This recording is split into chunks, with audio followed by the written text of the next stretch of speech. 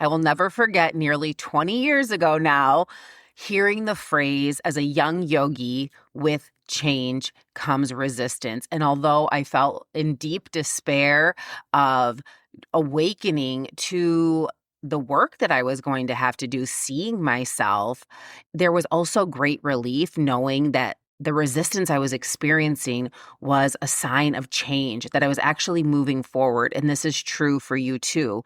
It is tension between the old and the new you who you are becoming.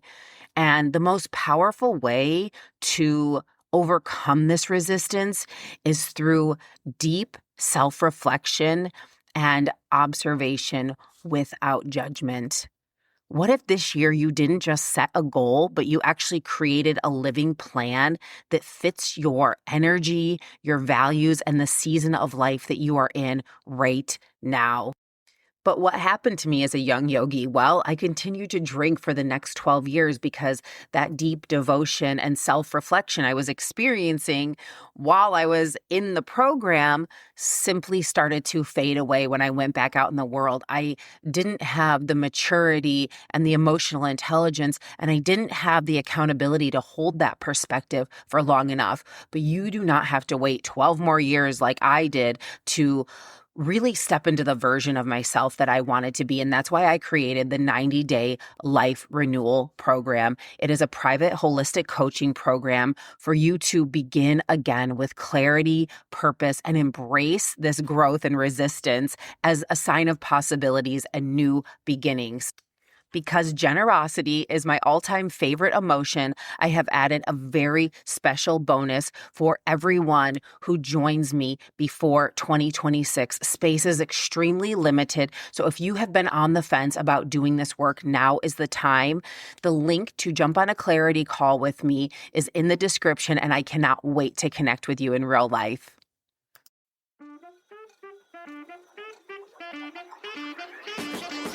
Wild Sobriety is for the woman who has outgrown alcohol and was never meant to follow the script. I'm Mary Wagstaff, a holistic alcohol coach, and after 20 years of daily drinking, I finally made alcohol irrelevant in my life. And now I help women just like you do the same through my proven 5 shifts process. Welcome to Wild Sobriety, feminine freedom beyond alcohol.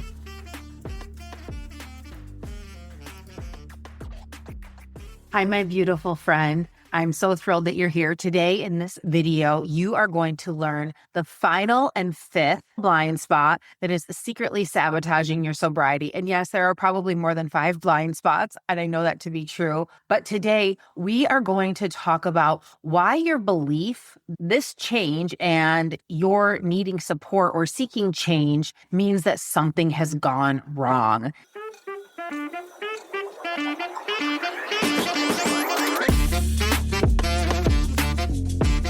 This is one of the biggest blind spots because in actuality, the truth is this is the greatest up-leveling glow up that you will ever have in your entire life. Seeking support for change in sobriety is truly the next phase of your evolution. And this belief that something has gone wrong is keeping you small, is keeping you stuck, and is keeping you isolated. And when you do share, you're sharing from a place of shame versus a place of celebration. So we're taking you from isolation to integration and celebration, bringing this whole new commitment to yourself, not to alcohol, to yourself into every single area. Now, this doesn't mean that you need to go and post on your Instagram, I have 165 days sober, I'm 3 days sober. No, that is not what this means at all. This means that you show up knowing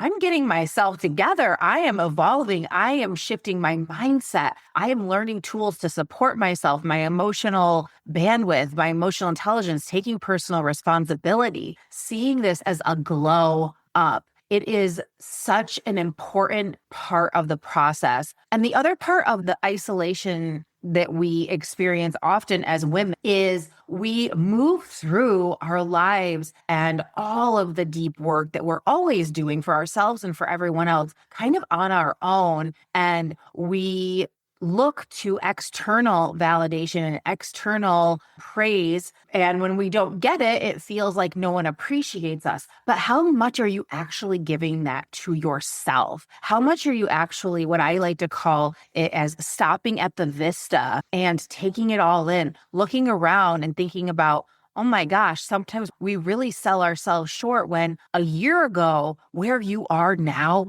was a dream in some area of your life. You have worked so hard to create a beautiful life for yourself, to move through obstacles, to make decisions about the family you want, the job you want, the creative endeavors you want, trips you've taken, ways that you have shown up for yourself. And maybe some of that isn't happening. And in the contrast, this is why you are wanting to change things with alcohol. But there is so you would not have gotten to this point right now watching this video. I know you if you hadn't been busting your butt trying to live the absolute best life for yourself and for your family. You are doing the best that you know how. And that's why you're here, because you are here to take your life to the next level. Because think about it. Why would you need alcohol in your life if you are crushing it? You don't need it, because alcohol is a crutch essentially to either increase, quote unquote, we think, to increase enjoyment,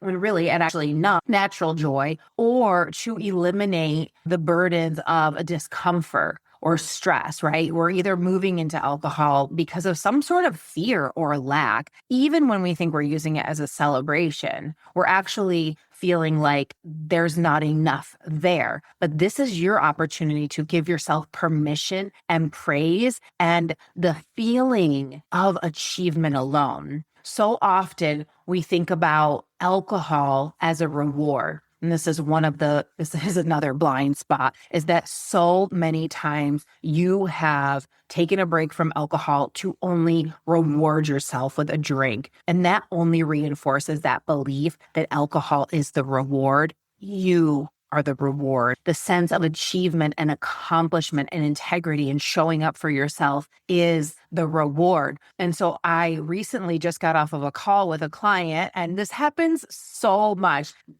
She's not drinking. She's moving along with her life and feeling like normal. So things feel normal. Life is still just happening as life. And for some people, there's really big dramatic shifts. And of course, she's feeling better, but the feeling that she's feeling of so much joy, so much more energy is kind of overriding how crappy she was feeling and how low drained energy. She's focused on this really positive impact, right? But she's like, nothing new to report. And this happens so much. And this is why it's so powerful to have a process of evaluation regularly and really understand the work that it does take to create sustainability in this process. And it doesn't take that forever, but then you'll move on to new phases of your life and you have to still step back and reflect. Like for me, I have to look back all the time and remember and remind myself where I was, because of course we're humans. We always default to the negative, but as you grow your awareness, as you grow your mindset and you grow your emotional capacity, that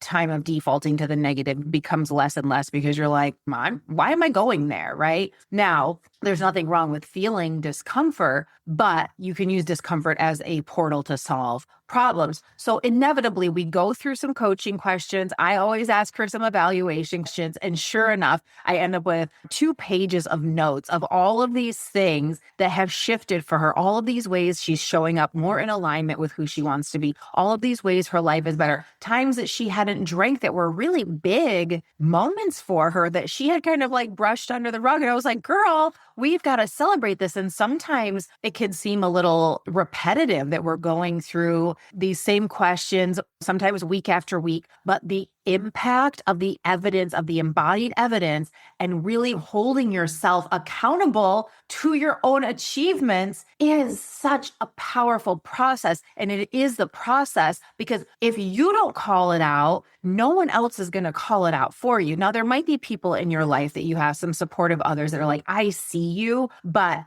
I get paid to do this. I get paid to celebrate with you. And I believe in you so, so much. This is the work that I do. And this is why I'm also here, is to see you and celebrate you and believe deeply in you, because I would not be sharing this content if I did not believe that you we're 100% capable of integrating this change of identity into every single area of your life. And this mindset shift that something has gone wrong to this is the next phase of my evolution to the woman that I am becoming and to the woman that I was born to be is going to change everything.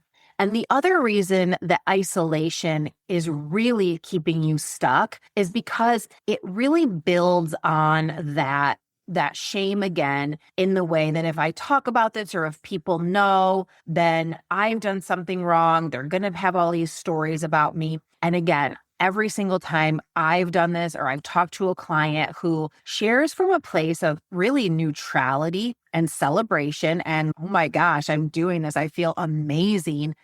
Every single time, inevitably, there is someone in that conversation. It starts a real dialogue, a connection for closeness, right? Where we think alcohol is the catalyst for closeness, where it's really about being real, about being deep, about the fact that mostly every single person that I've ever met has questioned their drinking. Now, whether or not they are willing to say it out loud is another story, but you saying it out loud from a place of celebration, from a place of being neutral, from a place of being casual. I just started going to the gym and working with a personal trainer. It's literally no different, right? So and if you lost 20 pounds or if you healed a back injury because you were doing physical therapy, whatever it is, you would celebrate that. This is no different. And this is where the mindset shift and beliefs have to be looked at, because we have been stuck with such a social stigma. Unfortunately, it's changing now that there are normal drinkers and then there's everyone else. And we'll talk about this more as time goes on,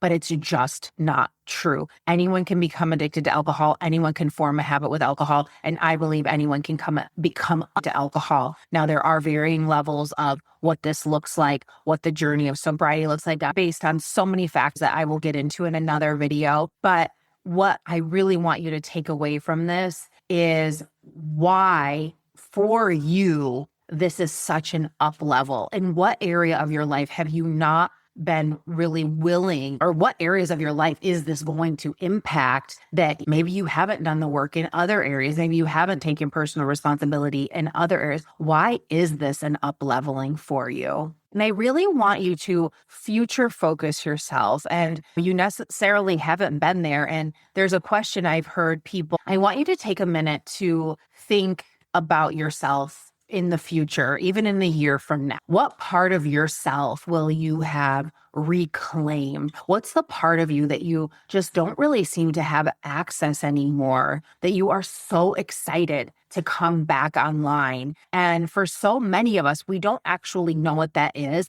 but it might have been a younger part of you that, as time goes on and as our habits get stronger and form stronger, it does take away some of the more innocent parts of us, or some of the parts of us that when we were younger, that when we were more spontaneous, or maybe we love to dance or make art or something like that, that you feel like has really slipped away, that you can see really being a part to reemerge and be in that place of celebrating with her. And what would that feel like? Does that feel like shame? And the other piece I really like to is think about someone you love that is close to you. And if they came to you and they were like, oh my gosh, I've been on this journey of alcohol freedom. I'm really tapping into my cycles. I'm really tapping into honor my needs, that they're not the same all the time, and my boundaries. You're going to look at that person and tell them that they're broken? No. Most of the time, what happens is people want that. And that is often what we're scared of, that we're going to maybe make someone else reflect on their own behavior.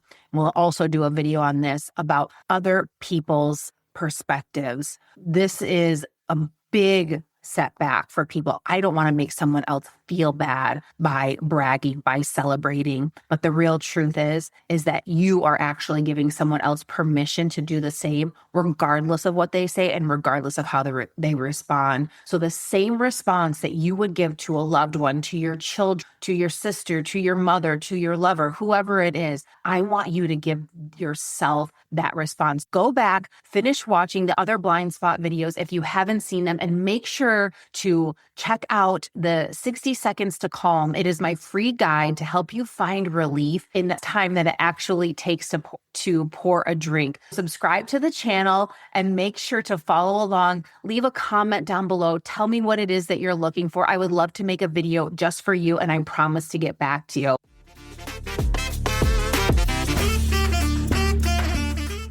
As a thank you for being such an important part of this podcast, I want to gift you my brand new free mini course, The Permission Protocol. It is a 5-part journey to help you rethink everything you believe about the pleasure that is possible in sobriety and the radical freedom that is required to get to the other side. And it's available for you right now inside of my free Wild Sobriety community, where we can hang out, support one another, and grow by honoring our authentic expression as women. Everything you need is right here in the description. I will see you inside of the community.